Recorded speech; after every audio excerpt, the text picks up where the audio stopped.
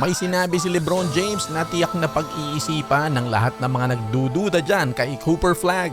Meron na raw siyang blueprint na hindi naranasan ni LeBron James mismo. Sipin mo yun, yung number 1 pick hindi basta isinasalang bilang tagapagdala ng koponan. Parang hindi siya mag-uumpisa mula sa scratch dahil kumbaga may kodigo na siya kasama ang ilang mga alamat at yan ay sina Kyrie Irving at Anthony Davis.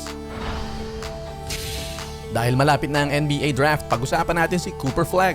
At ilang araw na nga lang ay opisyal ng magiging Dallas Maverick ang batang ito. Pero teka, hindi ito yung typical na kwento ng number 1 pick kasi kadalasan ang top pick na pupunta sa mga team na wasak, walang direksyon, puro pressure ang napupunta sa number 1 pick na yan. Pero si Flagg, papasok siya sa isang locker room na merong Anthony Davis, Kyrie Irving, Klay Thompson, abay mga champion players ito, at si Jason Kidd bilang coach. Parang naka-cheat code na kaagad ng batang ito, no? Napaka-unfair para sa ibang rookies na number 1 pick din. Pero pakinggan nyo ito mga basketball sa podcast ni LeBron James na tinatawag na Mind the Game. Kasama niya dyan si Coach Steve Nash. Sabi ni LeBron, unlike myself, he gets to join a team that's established. These guys can give him the whole blueprint while he figures out what his blueprint will be.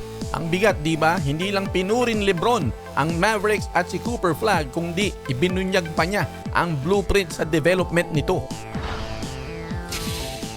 Ayon kay LeBron James, napakaswerte talaga ni Cooper Flagg dahil lalabas. Merong dalawang timeline ang Dallas Mavericks. Yan ay ang maghanap ng kampyonato sa lalong madaling panahon dahil nga kompleto na sila sa mga veterano at sinama pa itong malakas na si Cooper Flagg.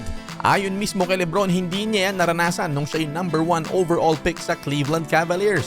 Sabi ni LeBron James sa kanyang Mind the Game podcast, ay ang magdadala daw dyan ay ang willingness nitong si Cooper Flagg na matuto at sumabay sa mga veterano.